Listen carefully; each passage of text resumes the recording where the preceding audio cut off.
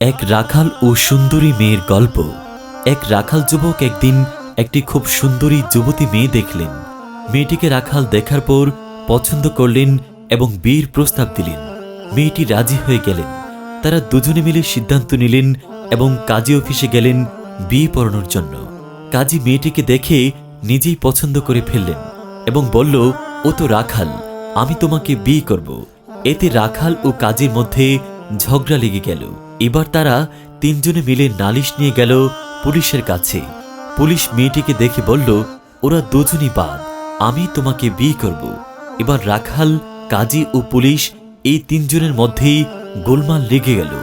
মেয়েটি এবার বলল, ঠিক আছে, এবার তোমরা তিনজনে এক কাজ করো, আমি দৌড় দিব আর তোমরা আমার পিছনে পিছনে দৌড়াবে। যে আমাকে প্রথমে ধরতে পারবে আমি তাকেই বিয়ে করব। এবার মেয়েটি ছুটল এবং তার পিছনে পিছনে তিনজনই ছুটল।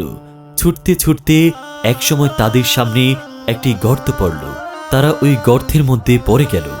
বন্ধুরা, ওই সুন্দরী যুবতী মেয়েটি হল দুনিয়া, যার সৌন্দর্য আমরা যেই দেখি সেই মুগ্ধ হয়ে যাই আর তার পেছনে পেছনে ছুটতে থাকি। কিন্তু ছুটতে ছুটতে একসময় আমাদের সামনেও গর্ত নামক কবর এসে যায় আর আমরা ওই গর্তে পড়ে যাই আর দুনিয়া আমাদের হাত ছাড়াই রয়ে যায়। আল্লাহ তাআলা আমাদের সবাইকে দুনিয়ার লোভ ছেড়ে আখিরাত লোভী হওয়ার তৌফিক দান করুন। আমিন।